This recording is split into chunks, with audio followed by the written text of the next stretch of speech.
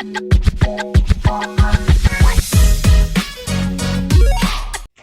Everyone, welcome back to my channel. मेरा नाम है अंकिता शर्मा और मैं आ गई हूँ एक और नए वीडियो के साथ।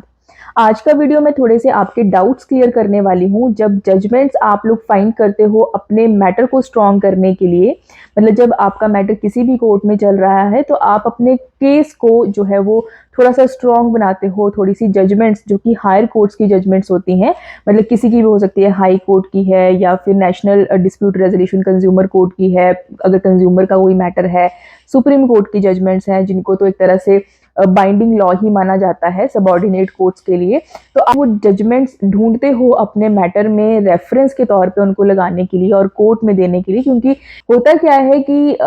आप लोग जैसे कोई नॉर्मल पर्सन है, मतलब मैं लीगल पर्सन की बात नहीं करी, लीगल पर्सन को तो पता होता है कि जजमेंट्स कैसे ढूंढी जाती हैं, क्या बेसिकली जो है वो जजमेंट्स में से उठाया जाता है मैटर को स्ट्रॉन्ग करने के लिए, फैक्ट्स को स्ट्रॉन्ग करने के लिए। लेकिन अगर मैं बात करूं नॉर्मल पर्सन की, जैसे कि कंज्यूमर कोर्ट में बिना आप एडवोकेट के चले जाते हो, नॉर्मली लोग इन पर्सन अपना मैटर जो है वो फाइट करते हैं। तो अगर उनको जजमेंट्स चाहिए और उनको अगर रेफरेंस लगाना है जजमेंट्स का, तो उनके लिए किस तरह से आप फाइंड आउट करोगे, ये तो ऑलरेडी वीडियो में बना चुकी हूँ कि आप ढूंढ कैसे सकते हो। क्योंकि नॉर्मल पर्सन के पास तो ऐसा कोई सब्सक्रिप्शन नहीं होती किसी पर्टिकुलर वेबसाइट की कि जहाँ पे फटाफट से आपने कीवर्ड्स डाले और जजमेंट अपने जो भी फेवर में आपको चाहिए या अगेंस्ट किसी के चाहिए उस तरह से आप निकाल लेते हो। लेकिन जो नॉर्मल पर्सन है उनको सब्सक्रिप्शन अपने सिर्फ एक मैटर के लिए लेने की जरूरत भी नहीं होती। तो नॉर्मल जो है वो सर्च किया जाता है गूगल पे, वहां से जब पता चल जाए कि हाँ ये वाली जजमेंट है, थोड़ा सा उसका साइटेशन देख के आप किसी ऑथेंटिकेटेड जो वेबसाइट्स होती हैं जहाँ की जजमेंट्स कोर्ट जो है वो कंसीडर करते हैं, वहां से निकाल के आराम से कॉपी उसका रेफरेंस लगा के उसको प्रेजेंट कर दिया जाता है। तो ये मैं ऑलरेडी सारी चीज़ें आपको बता चुकी हूँ एक वीडियो में, तो अगर किसी को इन डिटेल देखना है वो जाके मेरे चैनल पे देख सकता है। आज मैं उसी मैटर को लेके थोड़ी सी डाउट्स क्लियर करने वाली हूँ। होता क्या है बेसिकली कि आप जब जजमेंट्स फाइंड आउट करना शुरू करते हो अपने मैटर को लेके, तो आप लोग पॉइंट टू पॉइंट जो आपके खुद के फैक्ट्स हैं या सिमिलर स्टोरी आपकी जो केस की है, आप उस तरह से जब ढूंढते हो, कई बार क्या होता है कि मिल जाता है कई बार और जजमेंट आपके फेवर में आती है, तो वो तो चलो सीधा सीधा मिल गया तो आप वही चीज़ जो है वो डालोगे अपने केस में। लेकिन कई बार आपको बिल्कुल आपकी सिमिलर स्टोरी की तरह कोई केस नहीं मिलता है, कोई ऐसी जजमेंट किसी हायर कोर्ट की नहीं मिलती है। तो इस केस में आपको क्या देखना है, आपको ये देखना है कि आपका केस किसके रिगार्डिंग है, और उस केस में जो आपने अपनी कंप्लेंट डाली थी या आपने अपनी प्लेन डाली थी और आगे से जो रिटन स्टेटमेंट आई है दूसरी पार्टी की, उसमें मेजरली कौन कौन सी चीज़ें हैं जिनको वो जो अपोजिट पार्टी है या रिस्पोंडेंट है उनको वो डिनाई कर रहा है। उनको डिनाई करने के बाद आप मेजरली कुछ ऐसे पॉइंट्स निकाल लीजिए जिनको आपने प्रूव करना है बेसिकली, और जिन पे आपने ज़्यादा जोर डालना है प्रूव करने के लिए। अब ये मैटर कुछ भी हो सकते हैं। फॉर एग्जांपल, थोड़ा कॉमन से एग्जांपल आपको देती हूँ। ये जो अगर हम कंज्यूमर कोर्ट में बात करें तो मेजरली जो आजकल मैटर जाते हैं वो जाते हैं जैसे ऑनलाइन शॉपिंग वाले, अमेजोन से शॉपिंग की है, फ्लिपकार्ट से शॉपिंग करी है, या कोई और वेबसाइट है जहाँ से शॉपिंग करी है। तो मोस्ट ऑफ द टाइम क्या होता है कि जब भी मैटर जाते हैं इनके अगेंस्ट, तो इनकी एक ही प्ली होती है। शायद इनके जो लीगल पर्सन है वो सेम ही होते हैं और उनका थॉट प्रोसेस भी शायद सेम ही होता है। ये एक ही प्ली लेते हैं कि हम तो जी सिर्फ एक प्लेटफॉर्म प्रोवाइड कर रहे हैं, हमारा खुद की कोई लाइबिलिटी नहीं बनती यहाँ पे। यहाँ पे तो सेलर अपनी चीज़ें खुद से बेच रहा है, कंज्यूमर का जो भी रिलेशनशिप है वो सिर्फ सेलर के साथ है, तो जो कुछ भी होता है उसमें लायबिलिटी सिर्फ सेलर की बनती है, हमारी कोई गलती नहीं है। हालांकि ये सारी चीज़ें सुप्रीम कोर्ट ने बार बार अपनी जजमेंट्स में भी बोली है कि ऑनलाइन प्लेटफॉर्म उतना ही रिस्पॉन्सिबल होता है जितना कि सेलर। अगर कोई ऐसा अनफेयर ट्रेड प्रैक्टिस चल रही है, कोई डिफेक्ट आता है गुड्स में, तो ये ड्यूटी बनती है उसी प्लेटफॉर्म की कि वो है, क्योंकि वो एक तरह से सर्विस प्रोवाइडर भी होता है कि अगर कोई भी डिस्प्यूट अराइज होता है बीच में तो आप बोलोगे अपने सेलर को, क्योंकि आपको पता है कि कौन सेलर है, कहाँ से वो ये अपना बिजनेस चला रहा है, बेसिकली आप उसके बारे में जानते हो। कंज्यूमर सिर्फ आपके नाम से जो है वो सामान खरीद रहा है, कंज्यूमर उस सेलर के बारे में इतना नहीं जानता। कंज्यूमर क्योंकि आपके ऊपर ट्रस्ट कर रहा है, कंज्यूमर को सिर्फ ये पता है कि हाँ आपके वेबसाइट से जो सामान मंगाया जाता है वो कभी खराब नहीं आता,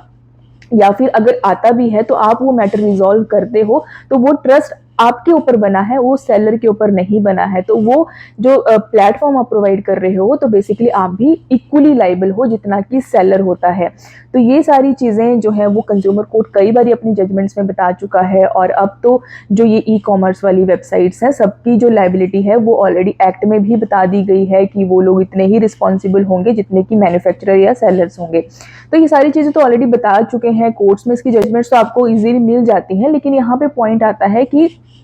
आपको सिमिलर फैक्ट्स नहीं देखने हैं कि हाँ आपने लैपटॉप खरीदा है तो आपको कोई ऐसा केस ढूंढना है जिसमें कि लैपटॉप ही खरीदा हुआ हो, या फिर प्राइस में टेम्परिंग हुई हो, तो आपको कुछ ऐसा मैटर ढूंढना है जिसमें कि इस प्राइस में ही टेम्परिंग हुई हो। मैं ये नहीं कह रही कि आपको वो चीज़ें नहीं ढूंढनी है। अगर आपको सिमिलर फैक्ट्स वाला कोई मैटर मिल जाता है वो तो बहुत ही अच्छी बात है, लेकिन अगर नहीं मिलता है तो आप एक ऐसा मैटर देखिए जिसमें कि आपके जो इश्यूज हैं वो कवर हो रहे हो। अब यहाँ पे जैसे लाइबिलिटी को इस्टेब्लिश करने वाली बात आई कि क्या जो ये ऑनलाइन प्लेटफॉर्म्स होते हैं इनकी लाइबिलिटी बनती ही नहीं है, तो इसके लिए जजमेंट्स ढूंढिए जहां फैक्ट्स को आप रहने दीजिए। लेकिन अगर कोर्ट ने ये हेल्ड किया है कि हाँ ऑनलाइन प्लेटफॉर्म्स इक्वली जो है वो लाइबल होते हैं जब भी ऐसे कोई मैटर होते हैं कि अगर शॉपिंग की गई हो तो वो आपके मैटर में जो है वो फिट होगा, वो आपके फैक्ट्स में फिट होगा। अब वैसे ही अगर जुरिस्डिक्शन का एग्जाम्पल लेते हैं कि मान लीजिए आपने जिस कोर्ट में अपना केस लगाया, दूसरी पार्टी ने प्ली ली कि यहाँ पे तो जुरिस्डिक्शन ही नहीं बनती, ये गलत आए हैं कोर्ट में, तो जो मैटर है वो डिस्पोज ऑफ हो जाना चाहिए।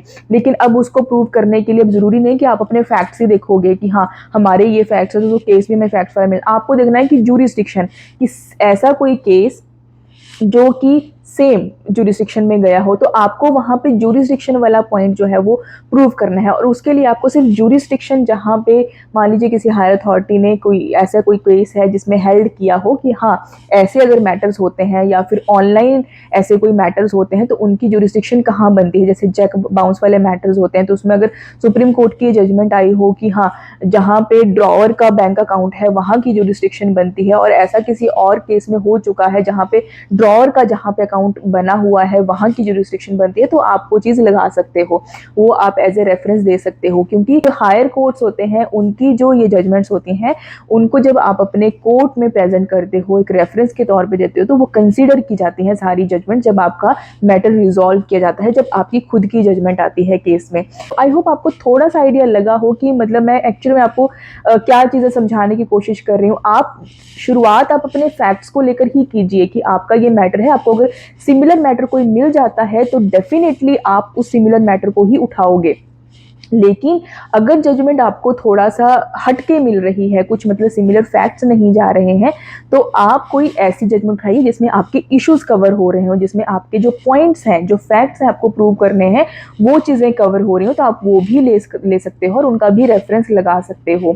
अब इसके साथ साथ जब जजमेंट्स पूरी आती हैं तो उसमें आपने देखना कि जो जजमेंट आती है वो भी कहीं ना कहीं कंसीडर की होती है किसी और जजमेंट के साथ। तो आप क्या कीजिए कि वहाँ पे जो जजमेंट्स और मेंशन की हैं उस केस में उस जजमेंट को भी उठा के पढ़िए, थोड़ा सा वहां से भी आपको कुछ मटेरियल मिलेगा। और एक ट्रिक्स होते हैं जिस तरह से जजमेंट्स उठाई जाती हैं, उनके रेफरेंसेस लगाए जाते हैं, और जो एडवोकेट्स लोग होते हैं वो कोशिश करते हैं कि लोगों के जो मैटर है वो कोर्ट से उनको जस्टिस दिलवाया जाए। क्या तो आई होप आपको थोड़ा सा तो समझ ज़रूर आया होगा कि मैं क्या आपको समझाने की कोशिश कर रही हूँ। इसके अलावा अगर कुछ पूछना हो तो कमेंट करके पूछ लेना, और अब मैं आपसे मिलती हूँ नेक्स्ट वीडियो में। आज के लिए बाय बाय।